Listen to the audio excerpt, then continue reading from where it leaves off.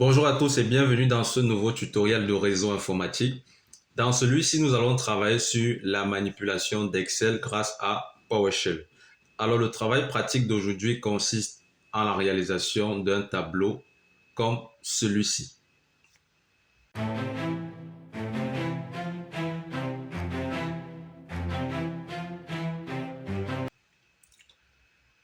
Alors, comme dit en introduction, nous allons réaliser un tableau comme celui-ci. Donc, nous allons créer un fichier Excel grâce à PowerShell. Nous allons créer une feuille que nous allons appeler liste des étudiants grâce à PowerShell et nous allons voir comment pouvoir modifier les différentes cellules d'un classeur grâce à PowerShell.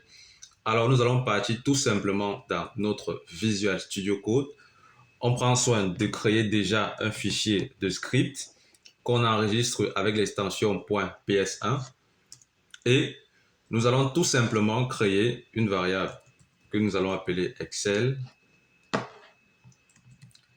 qui sera égale à New Object, vous allez comprendre, avec le paramètre comme Object, Excel.application.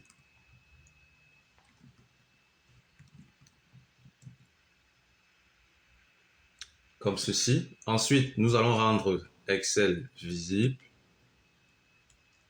en faisant appel à la variable que nous avons créée avec la propriété visible qui sera égale à true. Alors, que fait ceci? Cette première commande-ci permet de créer un objet Excel de l'application Excel ici. Et cette deuxième ligne-ci permet de rendre Excel visible car on a mis la propriété visible à true simplement.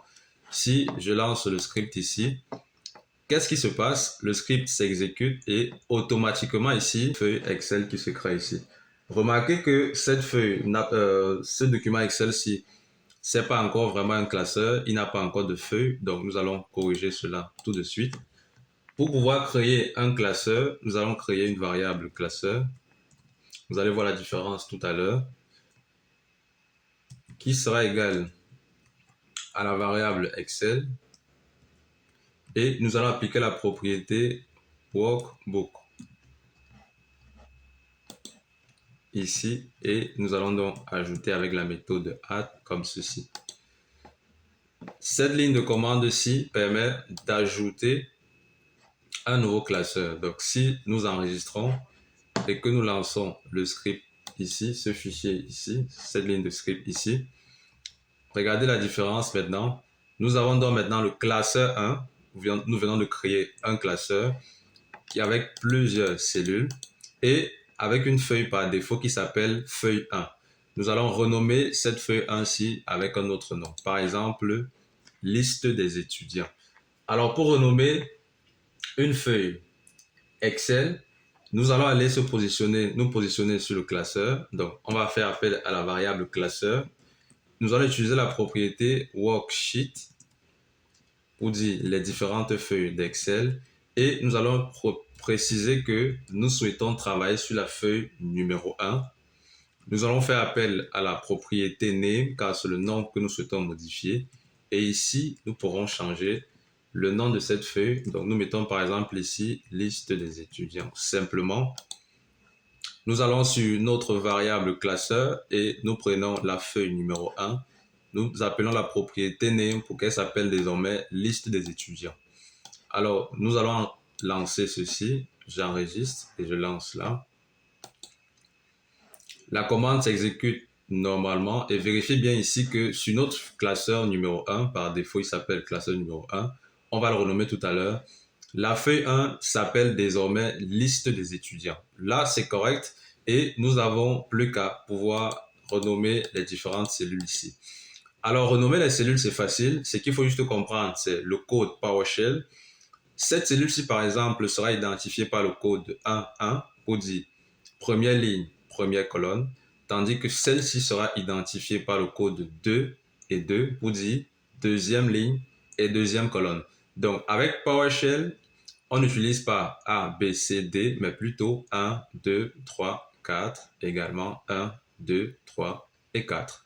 Alors, notre exercice nous demande de pouvoir mettre à la cellule numéro 1 et 1 la valeur non.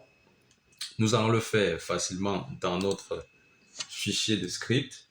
Nous allons d'abord créer une variable cellule qui sera égale à la variable classeur de départ avec la propriété worksheet ici. Et nous allons préciser que nous travaillons sur la feuille numéro 1 grâce à la méthode item ici. Et nous allons donc créer la première cellule grâce à la propriété cells.item ici. Nous allons donc préciser le code de la cellule, c'est 1,1 pour dire première ligne et première colonne. Et nous allons dire que cette ligne-là va prendre la valeur non. Pas d'espace ici. Ensuite, nous allons continuer avec la deuxième cellule.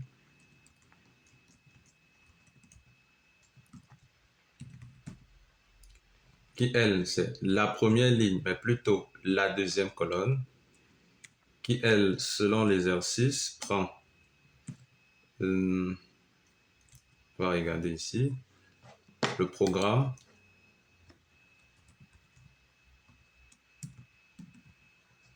Et vous aurez compris, je peux recopier ceci, le coller directement là, et également ici, pour passer à la colonne numéro 3 et à la colonne numéro 4, qui sont censés prendre respectivement la ville et le pays. Donc c'est aussi simple que ceci. Donc là, nous venons de faire la première ligne, nous allons l'exécuter tout à l'heure.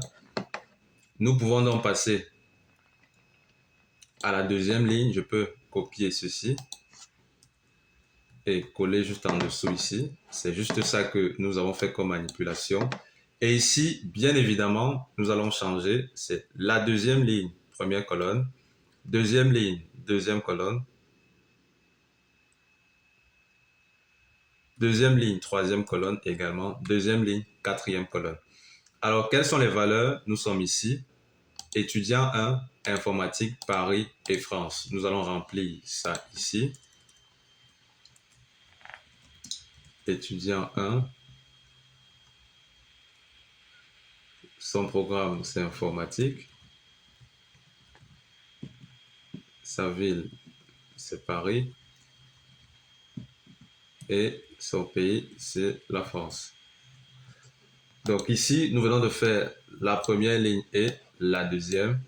Alors regardez bien, vous enregistrez avec CTRL S au clavier et nous allons donc exécuter tout ce bloc de commandes-ci qui va nous permettre de créer la cellule avec ces différentes informations-ci.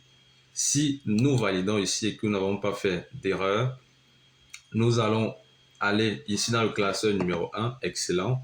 Vous voyez bien que dans le classeur numéro 1, nos informations ont été prises en compte ici et que nous avons bien nos 4 colonnes, nom, programme, ville, pays, avec les valeurs étudiant 1, informatique, Paris et France. Bien, nous allons terminer le tutoriel par enregistrer parce qu'actuellement, notre fichier Excel existe, mais il n'est pas enregistré. Alors, pour enregistrer notre fichier Excel, la commande est simple. Nous allons faire appel à notre classeur de départ et nous allons appeler la propriété Savas qui se positionne ici. Et nous allons demander entre côtes, comme ceci, qu'il enregistre dans le disque local D. Donc, en réalité, ici, on indique le chemin. Dans le disque local D, sous le nom, par exemple, classeur .t.xlsx. Pourquoi xlsx? Parce que c'est l'extension des fichiers Excel. Et donc là, je referme la parenthèse, regardez. si je sélectionne cette ligne-ci uniquement et que je lance l'exécution ici, elle s'exécute normalement. Et si je vais dans mon disque D, j'y vais rapidement dans mon disque D. Dans mon disque D ici, vous voyez bien qu'il y a le fichier classeur qui existe ici. Et si j'ouvre le fichier classeur que nous avons créé ensemble grâce à PowerShell, vous allez voir qu'il contient effectivement les différents champs que nous avons renseignés tout à l'heure. Alors, c'est tout pour ce tutoriel qui consistait à vous apprendre comment est-ce qu'on peut manipuler le logiciel Microsoft Excel grâce à PowerShell. N'oubliez pas de liker, de commenter si vous avez des questions, si vous avez apprécié la vidéo. Laissez-nous des commentaires, partagez la vidéo pour pouvoir agrandir toujours notre communauté. Take care, guys.